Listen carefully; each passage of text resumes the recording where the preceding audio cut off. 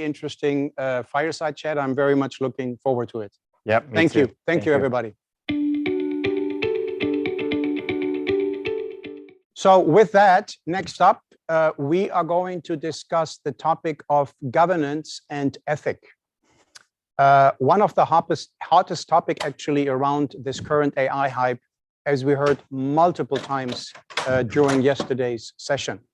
So I would like to welcome online Camila as the moderator. Camila is the Chief Data and Product Officer, from a company called LIBRODEPASES. I hope I spelled that correctly. So excuse me for that. And then with me, I have Katharina here as well. Thank you very much for joining. But I will leave that all up to you to address this very, very interesting topic as we noticed yesterday. The stage is yours.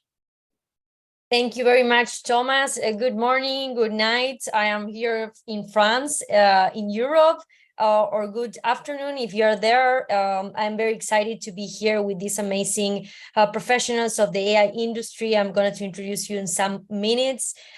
So today we're going to discuss about governance and AI ethics, themes that are very interesting right now and things that we are all part of in part of this amazing transformation we're living regarding AI and technology. So I want to first make a brief introduction, and Katharina, it would be a pleasure if you can also tell us a little bit about yourself and what you're doing and contributing in this AI ecosystem.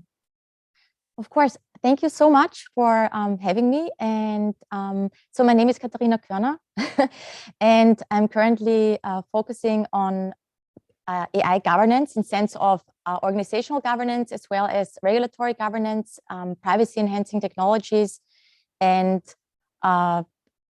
also I'm engaged in a couple of startups, and I'm also part of the Tech Diplomacy Network, where we try to explain tech for the diplomatic community to really connect, industry and diplomats.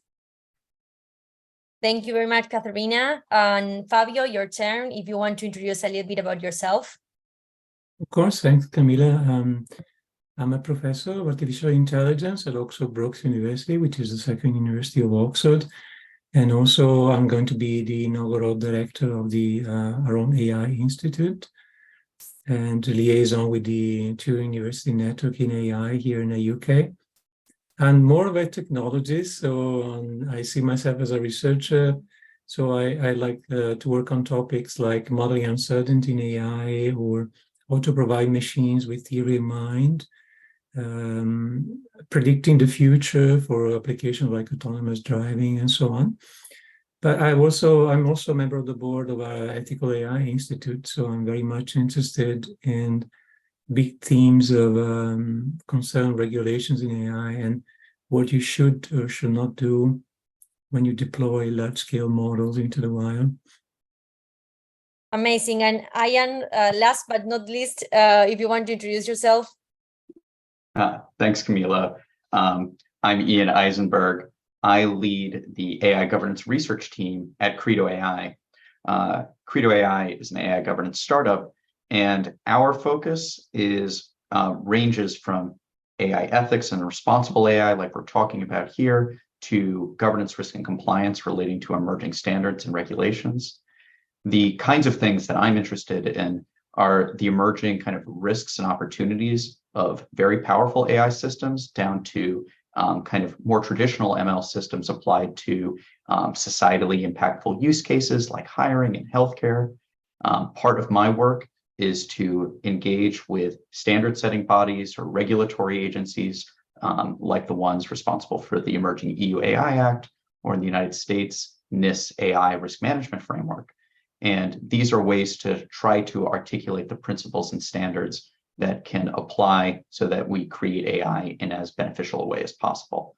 So excited for this panel.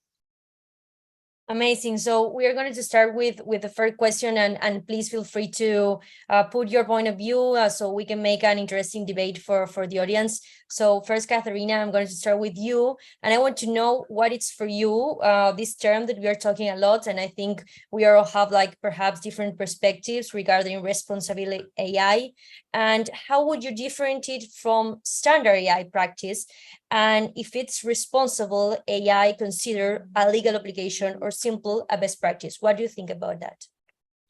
Yeah, thank you for this question. So it can sometimes appear, it seems to me, that responsible AI, trustworthy AI, ethical AI is kind of a fluffy term, and different people or groups have a different understanding of those things.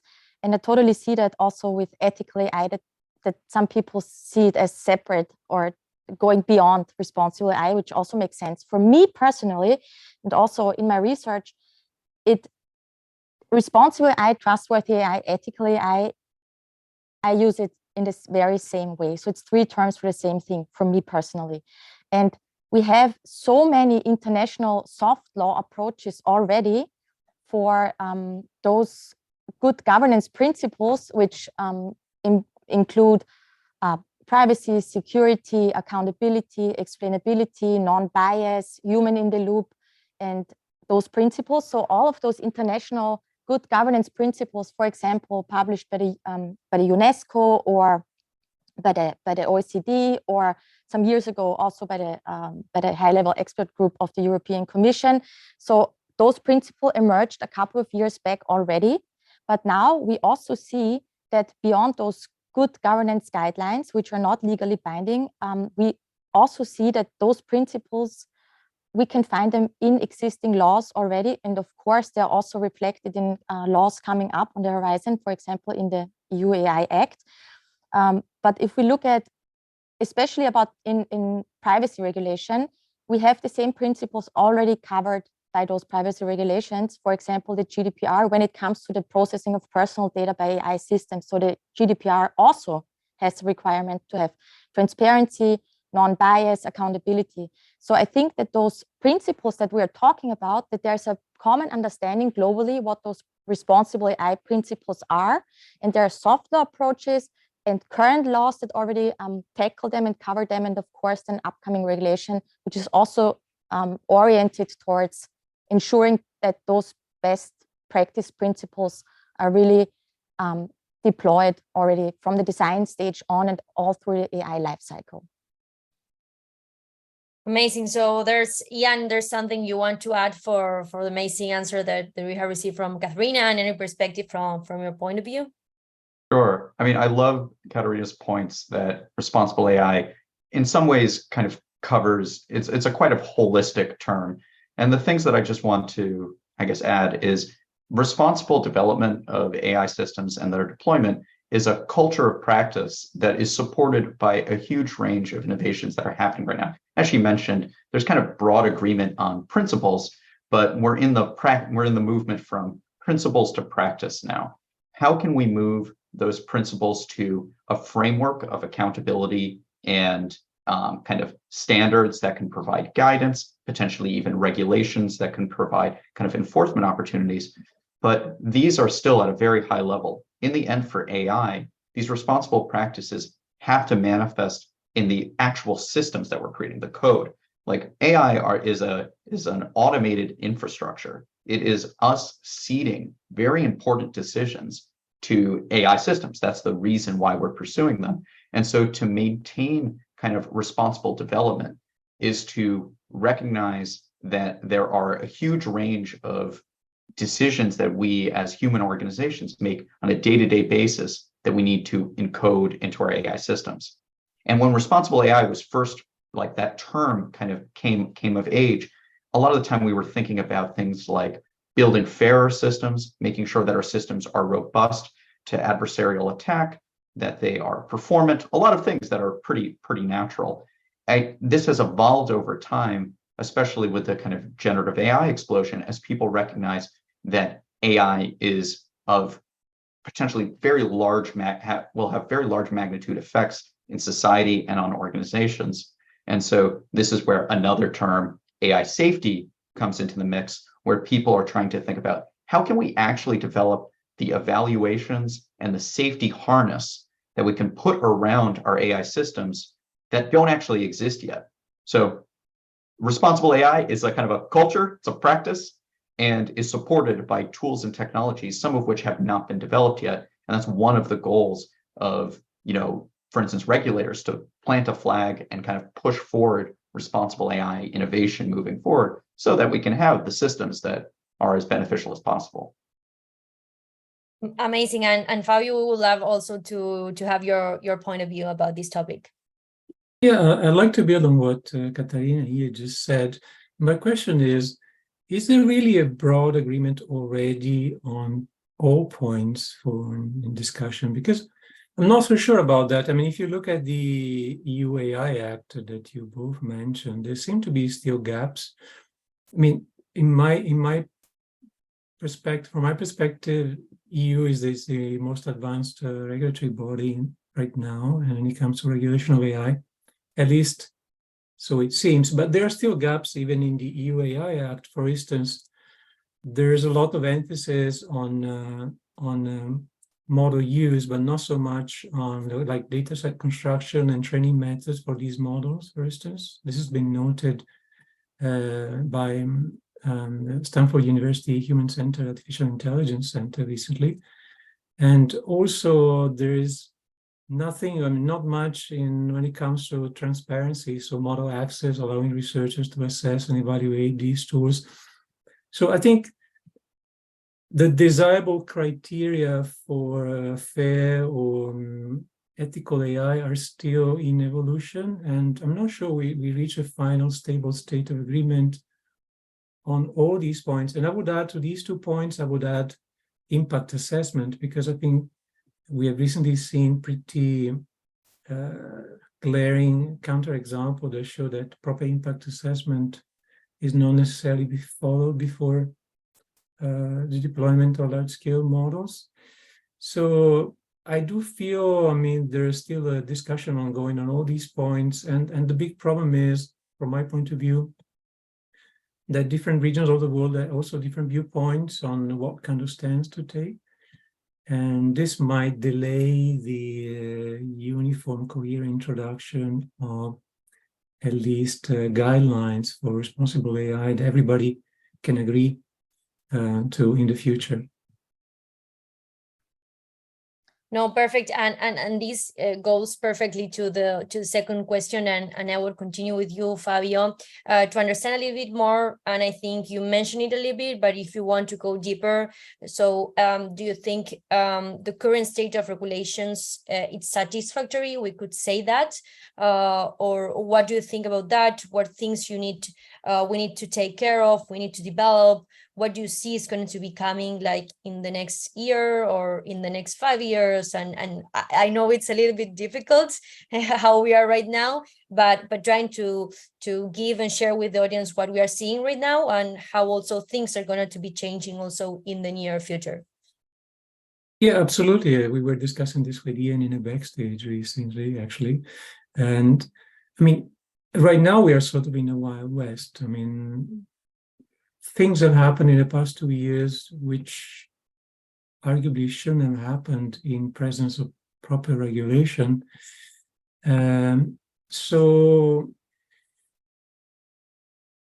it looks like there's a long way to go. And like I said, mostly in terms of agreement between different regions and different regulators, which I know, again, I'm not a legal person, I'm a technologist, so I'm looking at things from my point of view. And from a point of view of a practitioner and a person that develops new models and proposes new ideas and so on and so forth, I see a lack of transparency and lack of proper competition in the creation of knowledge, a big problem for us as university researchers. So we feel kind of crowded out by these big powerhouses which have resources that are just unavailable to us, at least most universities, but certainly almost all research groups. And that is not good, because when you have a concentration of knowledge creation, it's even worse than situations which have concentration of power, concentration of money. So to me, it looks like the world is in a similar situation to what it was in the Gilded Age at the end of the 19th century, only it's not about oil, it's not about money, but it's about knowledge creation, which is arguably even more dangerous a situation than previously. So I think it would be highly desirable if public regulators stepped in and put some clear boundaries as to how the market of knowledge creation AI should work, and how transparently the main actors in the field should work. So interesting, and I think that we could be like debating around this topic because I think there are so many perspectives and point of view. So I would love to hear also about you, Ian, and Katharina later to add to this Fabio, what has said to us. Sure. So, sorry, I just wanted to lay the groundwork for the people who are hearing here. Right now, there are no substantive regulations that have passed. There's a lot of talk of different kinds of regulatory approaches, and there are some standards which are not, you do not have to adhere to standards, so they contribute to what Katharina mentioned earlier, which is soft law. The approach that was kind of put forward by the EU-AI Act, which has been in development for a number of years, is focused primarily on the different risk level of the application of the AI system. So higher risk applications have additional requirements placed on them: disclosures, impact assessments, evaluations, a risk management approach, human oversight. There are a number of different kind of requirements. At the same time, while that was being drafted, ChatGPT hit the stage. And this idea that there will be these very general purpose systems that are developed by very powerful organizations kind of changes the onus of where responsibility, potentially liability, and the actual power to make changes should lie. And so the EU-AI Act is trying to figure out ways to accommodate foundation models into its writing. At the same time, there are other areas throughout the world that are focused more on, we want more innovation. That's always this kind of trade-off because AI has many benefits. And then separate from this whole regulatory push, there's the recognition or the reality that open source systems are being developed very rapidly. They are very powerful, and following in the heels of powerful AI companies like OpenAI and Anthropic and Google and the rest quickly. So Llama 2 generated by Meta is kind of the biggest version. And as Fabio mentioned, one of the main benefits of the open source area is that it is more easy to distribute. It allows researchers to have easy access to these models. More safety kind of research can be done, but there are many potential downsides as well. It's much harder to have any recourse for open source models from a regulatory perspective. There are potential risks that are associated that we haven't uncovered or evaluated. It's a very new industry or a new technology. And so I'm not going to put words in Fabio's mouth, but some of the things that Fabio is kind of sounds like are in the same area are like there are staged releases. There are releases specific to safety researchers or to regulators to be able to evaluate the impacts of different models. These are different ways that we can lead to greater transparency and separation of power within the overall broad spectrum from open source to highly regulated closed models. And I hope we kind of move into this area, here in a distributed kind of conference, the question is going to be, how can kind of distributed responsibility relate to AI systems that are very powerful, impactful on society, and importantly, this is probably the hardest part about any kind of governance, changing incredibly fast. Like the AI models today are very different than a year ago and will be different from the models for a year from now. But Katharina, please. So I have to say I do not agree with you both 100%. Of course, there are many aspects where I totally agree with you, but I do not think it's a Wild West. I do think that we do have a lot of regulation already. We do maybe not have this comprehensive horizontal regulation as the EU AI is intended to be, but also even in the United States, I mean, the FTC has the pouvoir to address unfair and deceptive practices, right? And that's why the FTC also started the investigation into OpenAI's ChatGPT just a little while ago with like pages and pages and pages of questions. So, and on top of this, we also have like a very active Equal Employment Opportunity Commission with its regulations that imposes transparency requirements on AI. And we have the Consumer Financial Protection Bureau, which mandates explanations for credit denials, for example, etc. And we have, as we all know, this new local law, New York City 144 or whatever, like for employment, that you have to have algorithmic auditing and have to be transparent about that. And then those new state initiatives, like in California, for example, really introducing specific laws for targeting AI, which of course is down the line. But I just wanted to stress that we have regulation that addresses AI. And with the GDPR, I mean, there's so many AI systems that process personal data. It's all covered by the GDPR. So, and we have one privacy law after the other popping up in the United States in lack of this federal approach. But I don't know how many there are by now, like 5, 6, 7, 10. I mean, there's no end of privacy laws in sight, and they're all applying to AI as well. So I think that's a very important point. But I do absolutely agree that the shades, like how do we then really operationalize, for example, non-bias, or what does it even mean? And that this is the question of today, as you said, Ian, and also we discussed before. But still, I think that the common principles, like as a guiding light, there is an overlap and a consensus on them. How we will operationalize them and what it even means, and what we can really do is a really different question, because we all know there could be biased outcomes, but it's really hard to understand or even find resources how to address them. Even in this really, really good report or document by NIST towards a standardization or standard for bias or non-bias in AI systems, it's more like a description, what can contribute to bias, but not so much like, you know, how do I assess group fairness, or what are the technical means to really do that? So I think, like you said, Ian, there's this responsible AI operationalization gap, more or less.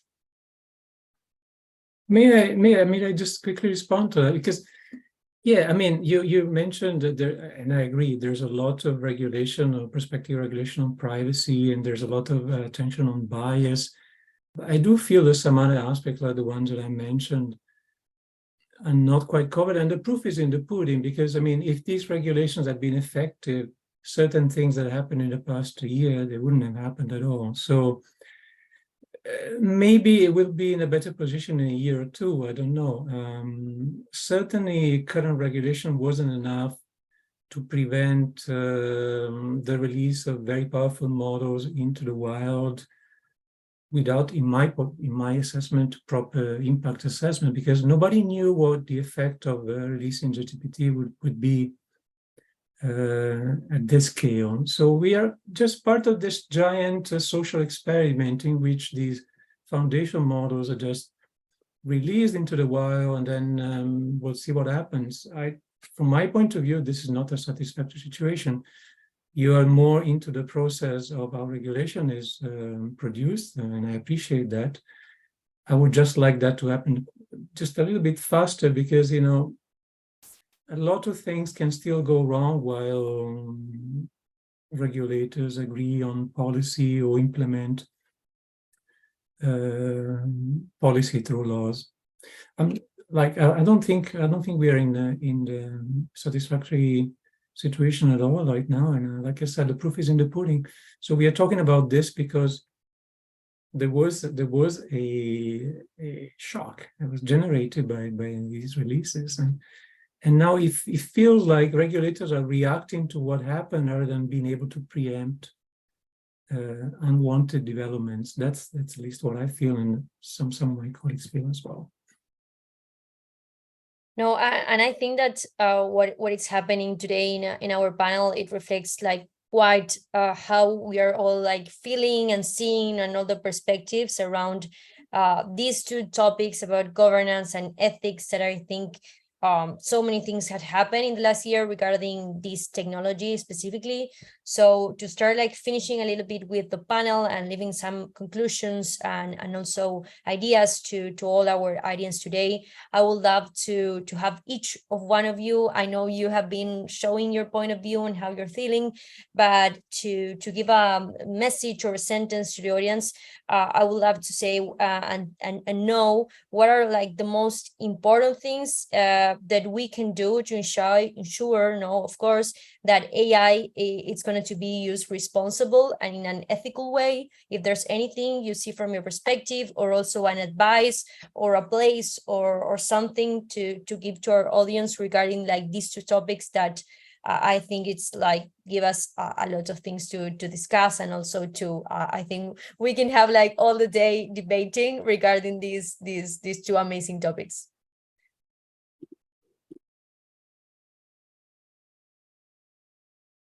Should I start, or Yeah, go ahead, Katharina. please go ahead, as you wish. Okay, I'll quickly give a wrap up, which is in terms of the most important areas. I think I would put them under transparency, translation, and evaluation. So for the transparency aspect, as Fabio has, I think, brought up a number of times here, it's very important that we have access to or understand the impact of these systems, how they are built, the data that's going into them, the governance applying to the most powerful systems. And that is a pretty low barrier first step. It's like it's relatively easy for us to create transparency requirements, and it gives kind of the world the ability to interact profitably with these systems. Translation being the second, because AI is increasingly a multi-stakeholder area. It impacts every industry within organizations. It's no longer just within the machine learning team, legal, product, compliance, ethics, all of these different organizations care. And that means that the impact of these systems and the way they're built needs to be translated in a way that these different stakeholders can engage with them. And of course, one of those stakeholders are policymakers themselves. And so a lot of work needs to be done to make sure that the way these systems are actually developing is understandable to policymakers. And the final point is on evaluation. So there are many aspects of responsible deployment or governance, but evaluating your system to make sure that it's fit for purpose, that it meets some whatever needs you set out, they're operationalized appropriately, is critical. And some of the ways that evaluation needs to be applied is through increased systematization, like more fairness assessments before deployment, better monitoring, but with more powerful systems that are honestly opening up whole new use cases that have never been used before. We need novel evaluations that have not been built before. And this will be increasingly important as these systems become more powerful.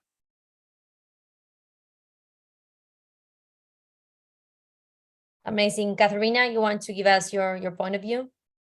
Yes, so my point of view is like arguing that all various kinds of laws somehow do overlap in basic principles. I would, especially if I'm kind of looking forward to scaling my company, or if I'm like operating in a couple of jurisdictions, I would, learning from people I interviewed actually on the topic, of course, start with pulling together a group of people within my own company that are interested in those topics as responsible AI, from different departments, data scientists, security, product, user experience design, privacy, engineering, etc., to build a working group.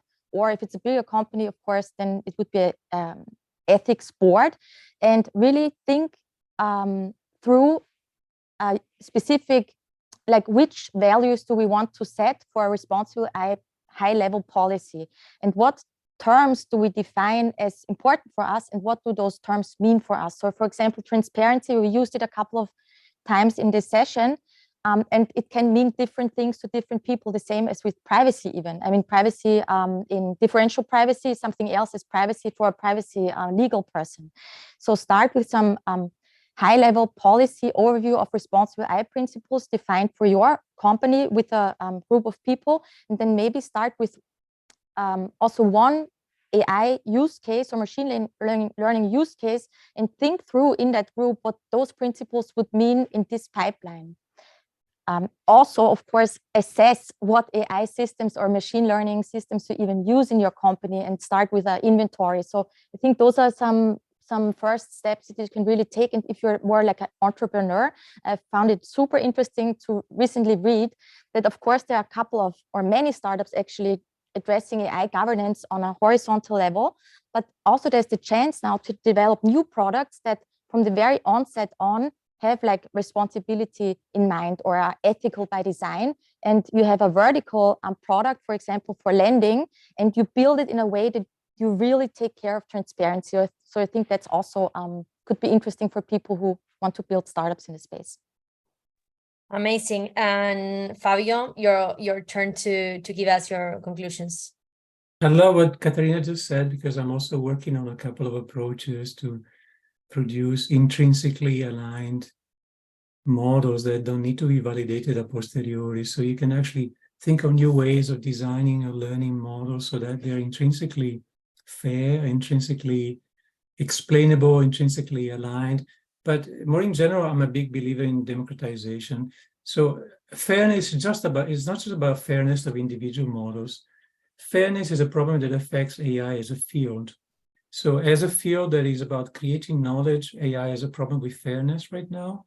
And policymakers can do a lot to ensure equal access to resources, for instance. They can ensure transparency and bring fairness at a higher level to AI as an entire field, rather than just model by model. I'm a strong believer in this, and I hope this AI Web Summit will, and I'm pretty sure is going in exactly that direction.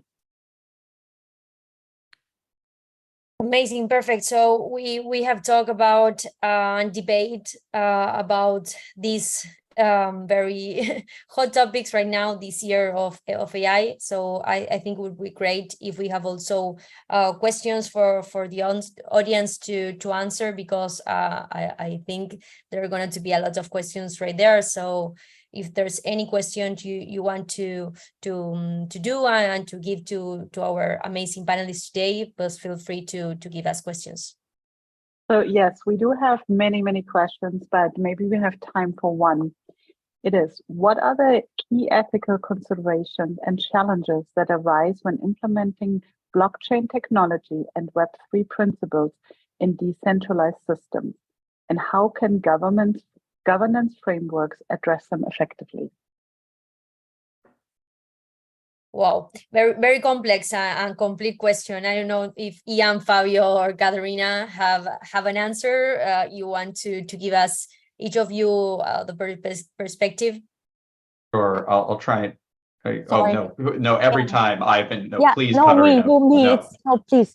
no, I'm not. Okay. Then I will shortly address like one principle of responsible AI, which is privacy. I mean, I do see some challenges with privacy in blockchain. For example, these conflicting principles of I own my data, but I also should have the right, like I do have the right to have my data deleted, right? So this immutability of the blockchain, I don't know how it really goes along with certain data subject rights, as for example, data deletion. And I do not see that those problems have really been solved, maybe by other distributed ledger approaches, not only blockchain, but I mean, I don't know if header or hash graph you would consider blockchain. I think it's a different kind of distributed ledger.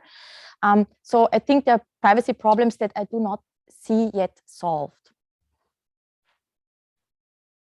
Cool. I would still like to give the floor over to Ian, who has a very strong, customer-facing feedback. So I would like to add that as well, please.